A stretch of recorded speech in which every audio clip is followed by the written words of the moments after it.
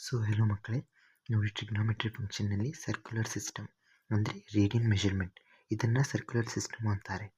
1 radian equals to 1 ಮೇಲೆ ಈ C ಬರೆದ್ರೆ ಅದೇನಾಗುತ್ತೆ, ರೇಡಿಯನ್ ಆಗುತ್ತೆ. ಸಿ ಅಂತ ಹೇಳಿದರೆ ರೆಗ್ಯುಲರ್ ಸಿಸ್ಟಮ್, ಓಕೆ. ಮತ್ತು ಈಕ್ವಲ್ಸ್ ಟು 1, ಇದನ್ನು 1 ಅಂತ ಬರಿಬೋದು. ಇಲ್ಲಿ ನೋಡಿ ಡಿಗ್ರಿಗೆ 0 ಹಾಕ್ತೇವೆ, ಇಲ್ಲೇನು ಹಾಕಿಲ್ಲ ಅಂದರೆ ರೇಡಿಯನ್, ಡಿಫಾಲ್ಟ್ ರೇಡಿಯನ್ ಅಂತಿರುತ್ತೆ. ಡೆಫಿನೇಷನ್ ಆಫ್ ಯೂನಿಟ್ ಸರ್ಕಲ್ ಹೇಗೆ ಕಲಿಬೇಕಂದ್ರೆ, ಸರ್ಕ್ಯುಲರ್ ಸಿಸ್ಟಮ್ ಇದೆಯಲ್ಲ, ಸರ್ಕಲಿಗೋಸ್ಕರ ರೇಡಿಯನ್ ಡಿಫೈನ್ ಮಾಡಿದರು. ಡೆಫಿನೇಷನ್ ಆಫ್ ಯೂನಿಟ್ ಸರ್ಕಲ್ ಅಂತ ಹೇಳಿದರೆ ಬೇಸಿಕಲಿ ಅದರೊಳಗೆ ರೇಡಿಯಸ್ ಅಂದರೆ ತ್ರಿಜ್ಯ ಯಾವಾಗೂ 1 ಯೂನಿಟ್ ಇರುತ್ತೆ.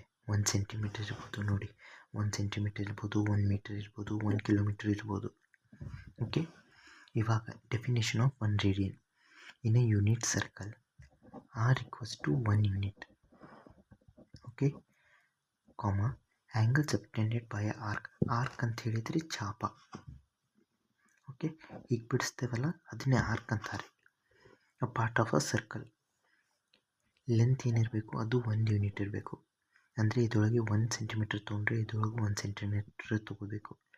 On the centre of the circle ಅಂದರೆ ಸೆಂಟರಿಂದ ಇಲ್ಲಿಗೆ 1 ರೇಡಿಯಸ್, ಆಯಿತಾ. ಇಲ್ಲಿಂದ ಇಲ್ಲಿವರೆಗೆ ಲೆಂತ್ ಈಕ್ವಲ್ಸ್ ಟು 1 ಯೂನಿಟ್, ಎರಡು 1 1 ಇರಬೇಕು on the centre of the circle, okay.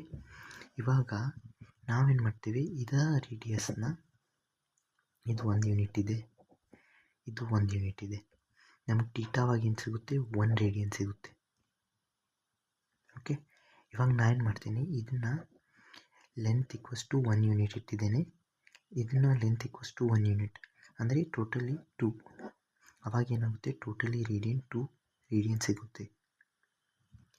So basically ಏನಂತ ಹೇಳಿದರೆ, ನೀವು 1 ಯೂನಿಟ್ ತೊಗೊಂಡ್ರೆ ಇದನ್ನು 1 ಯೂನಿಟ್ ತೊಗೊಂಡ್ರೆ ಇದನ್ನು ಜಾಯಿನ್ ಮಾಡಿದರೆ 1 ರೇಡಿಯನ್ ಆಗುತ್ತೆ, ದ್ಯಾಟ್ಸ್ ಇಟ್. ಮತ್ತು ರೇಡಿಯನ್ ಮತ್ತು ರಿಯಲ್ ನಂಬರ್ ಡಿಗ್ರಿ, ಇದರೊಳಗೆ ರೇಡಿಯನ್ ಮತ್ತು ರಿಯಲ್ ನಂಬರ್ ಅಂತ ಹೇಳಿದರೆ ಈಕ್ವಲ್ ಇರುತ್ತೆ. ಅದೇ ಡಿಗ್ರಿ ಅಂತ ಹೇಳಿದರೆ ಬೇರೆ ಇರುತ್ತೆ. ರೇಡಿಯನ್ನಲ್ಲಿ ನೋಡಿ ಇಷ್ಟು ದೊಡ್ಡದಾಗುತ್ತೆ ರೇಡಿಯನ್, ಅದೇ ಡಿಗ್ರಿಯಲ್ಲೇ ಇಷ್ಟೇ 1 ಡಿಗ್ರಿ. ಸೊ ರೇಡಿಯನ್ ಆದ ನಂತರ ಇಲ್ಲಿದೆ ನೋಡಿ, ರೇಡಿಯನ್ ಅಂದರೆ ಇಷ್ಟು ದೊಡ್ಡದಾಗುತ್ತೆ, ಇದರೊಳಗೆ 1 ಡಿಗ್ರಿ ಇರುತ್ತೆ. This is the main difference. ಮತ್ತು ರೇಡಿಯನ್ ಒಳಗೆ ಒಂದು ಫಾರ್ಮುಲಾ ಇದೆ, theta equals to L by r, ಅಂದರೆ ಪ್ರಪೋರ್ಷನ್, ರೇಷಿಯೋ ತೆಗಿತೇವೆ ಇವೆರಡರದ್ದು, okay. So relationship between degree and radian ನೋಡಿ. ಡಿಗ್ರಿ ಅಂತ ಹೇಳಿದಾಗ ನೀವೇನು ಮಾಡ್ತೀರಾ, ಒಂದು ಕಂಪ್ಲೀಟ್ ರೆವಲ್ಯೂಷನ್ ಬೇಸಿಕ್ಕಾಗಿ ತೊಗೊತೀವಿ.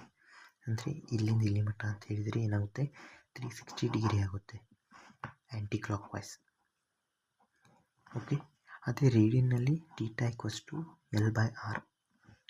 ಇವಾಗ ಇದೇನಿರುತ್ತೆ, ಟೋಟಲಿ ಸರ್ಕಂಫರೆನ್ಸ್ ಇರುತ್ತೆ. ಸರ್ಕಂಫರೆನ್ಸ್ ಅಂತೇಳಿ 2πr divided by r. R cancel ಆಗುತ್ತೆ, 2π ಉಳಿಯುತ್ತೆ. ಸೊ ಬೇಸಿಕ್ಲಿ ಇದೇನಾಗುತ್ತೆ, 2π ಈಕ್ವಲ್ಸ್ ಟು 360, ಇದು 180, 270 ಅಂದರೆ 3π ಬೈ 2, 180 ಅಂತ ಹೇಳಿದರೆ ನೋಡಿ, 270 ಅಂದರೆ ಈ ರೀತಿ ಇರುತ್ತೆ, 180 ಅಂತ ಹೇಳಿದರೆ π ಆಗುತ್ತೆ. ಇದರ ಅರ್ಥ 90 ಅಂದರೆ π ಬೈ 2. ಅದಾದ ನಂತರ 45 ಡಿಗ್ರಿಗೆ π ಬೈ 4.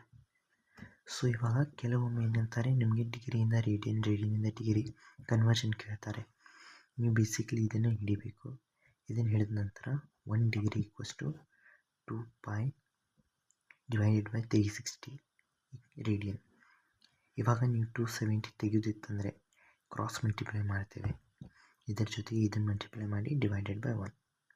ಇದೇನಾಗುತ್ತೆ, ಕಟ್ಟೆಲ್ಲ ಆದ ನಂತರ 3π ಬೈ 2 ಉಳಿಯುತ್ತೆ. ಇದಕ್ಕಾಗಿ ಒಂದು ಫಾರ್ಮುಲಾ ಇದೆ, ಆ ಫಾರ್ಮುಲಾ ನಾನು ನೆಕ್ಸ್ಟ್ ಕ್ಲಾಸಲ್ಲಿ ಹೇಳ್ತೇನೆ. So thanks for watching.